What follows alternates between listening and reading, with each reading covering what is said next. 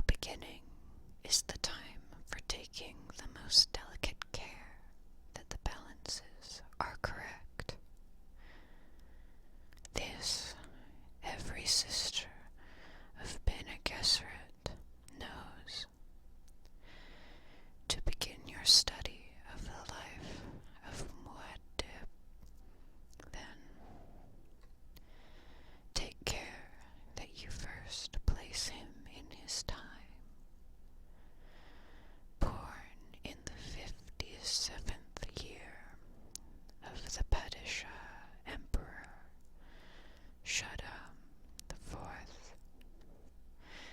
and take the most special care that you locate Muad'Dim in his place, the planet Arrakis. Do not be deceived by the fact that he was born on Caladan and lived his first 15 years there.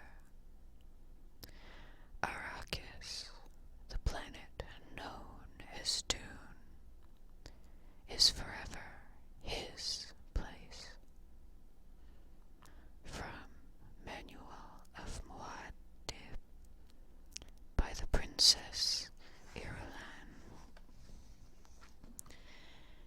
In the week before their departure to Arrakis, when all the final scurrying around had reached a nearly unbearable frenzy, an old crone came to visit the mother of the boy, Paul. It was a warm night at Castle Caladan, and the ancient pile of stone that had served the Atreides family as home for 26 generations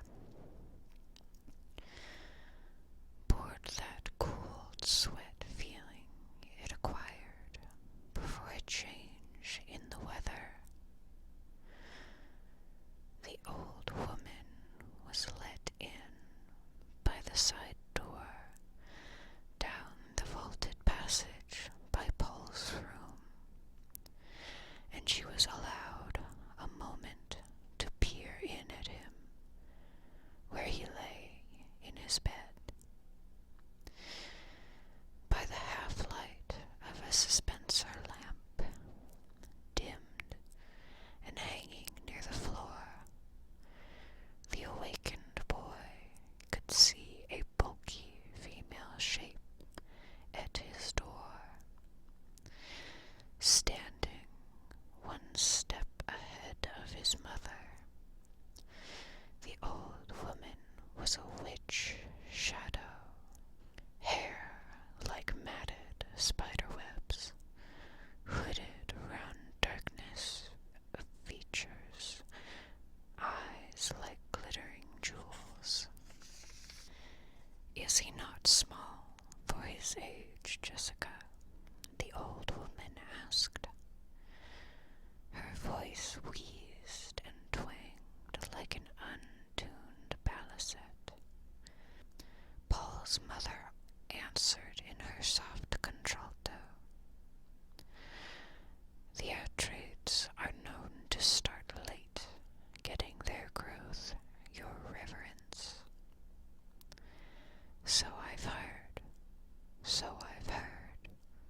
wheezed the old woman. Yet he is already 15. Yes, your reverence.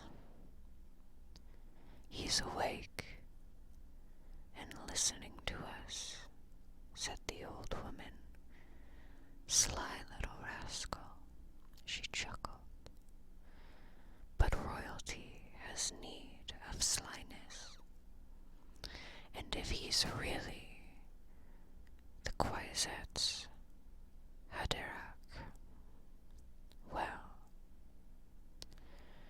within the shadows of his bed, Paul held his eyes open to mere slits.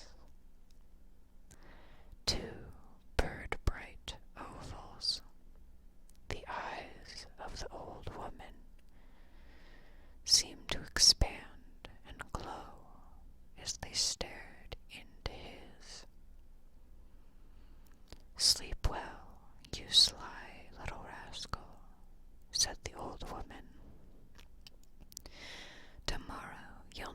all your faculties to meet my Gom Jabbar.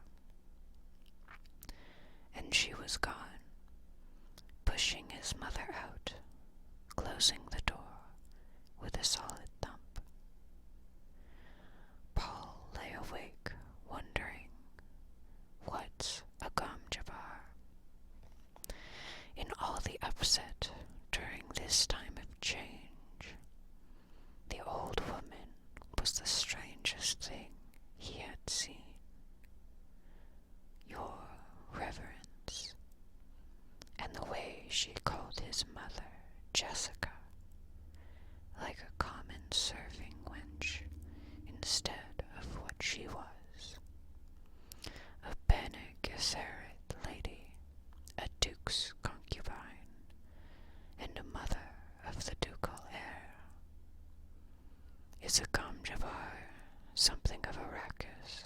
I must know before we go there, he wondered. He mouthed her strange words. Gom Jabbar, Kwisatz Haderach. There had been so many things to learn. Arrakis would be a place so different from Caladan that Paul's mind whirled with the new knowledge. Arrakis, Dune, desert planet. Thufir Hawat, his father's master of assassins, had explained it.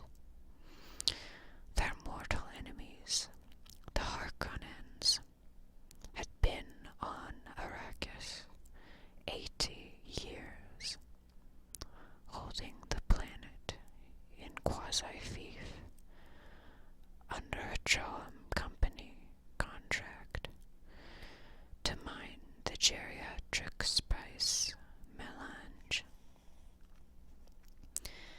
Now the Harkonnens were leaving to be replaced by the House of Atreides in fief complete, an apparent victory for Duke Leto.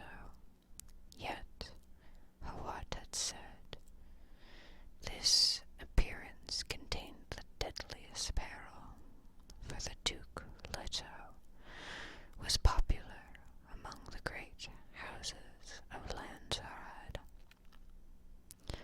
A popular man arouses the jealousy of the powerful, Hawat had said.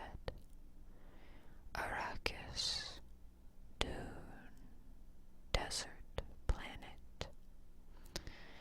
Paul fell asleep to dream of an Arakian cavern, silent people all around him, moving in the dim light of glow globes.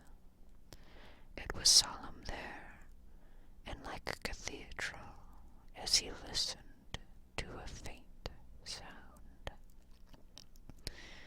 The drip, drip, drip of water. Even while he remained in the dream, Paul knew he would remember it upon awakening. He always remembered the dreams that were predictions. The dream faded. Paul awoke to feel himself in the warmth of his bed, thinking. This world of Castle Caladan, without play or companions his own age, perhaps did not deserve sadness in farewell. Dr. Yua, his teacher, had hinted that the Fauferluches class system was not rigidly guarded on Arrakis. The planet sheltered people who lived at the desert edge without Cade or Bashar to command them.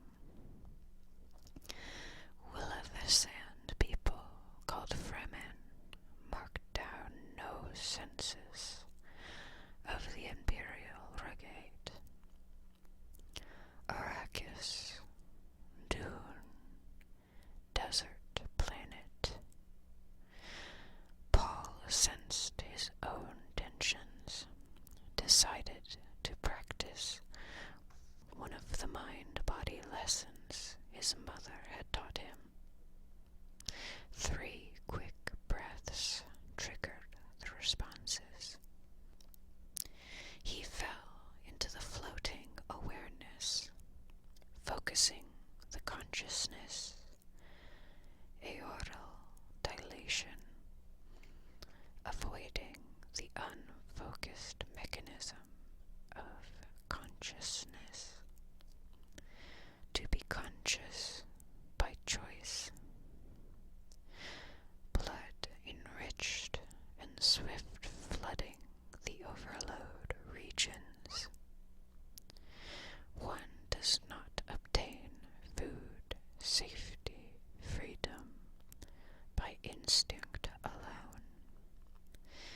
Animal consciousness does not extend beyond the given moment, nor into the idea that its victims may become extinct. The animal destroys and does not produce. Animal pleasures remain close to sensation levels and avoid the perceptual. The human requires a background grid through which to see his universe. Focused consciousness by choice. This forms your grid. Bodily integrity follows nerve blood flow according to the deepest awareness of cell needs. All things, cells, beings are impermanent. Strive for flow performance within. Over and over and over within Paul's floating awareness, the lesson rolled. When dawn touched Paul's windowsill with yellow light, he sensed it through closed eyelids, opened them, hearing then the renewed bustle and hurry in the castle, seeing the familiar patterned beams of his bedroom ceiling. The hall door opened, and his mother peered in, hair like shaded bronze, held with a black ribbon at the crown, her oval face emotionless, and green eyes staring solemnly. "You're awake," she said. "Did you sleep well?" "Yes." He studied the tallness of her, saw the hint of tension in her shoulders as she chose clothing for him from the closet racks. Another might have missed the tension, but she had trained him in the Bene Gesserit way, in the minutiae of observation. She turned, holding a semi-formal jacket for him. It carried the red Atridas hawk crest above the breast pocket. "Hurry and dress," she said. "Reverend Mother is waiting." "I dreamed of her once," Paul said. "Who is she?" "She was my teacher at the Bene Gesserit school. Now she's the Emperor's truth-sayer." And Paul, she hesitated.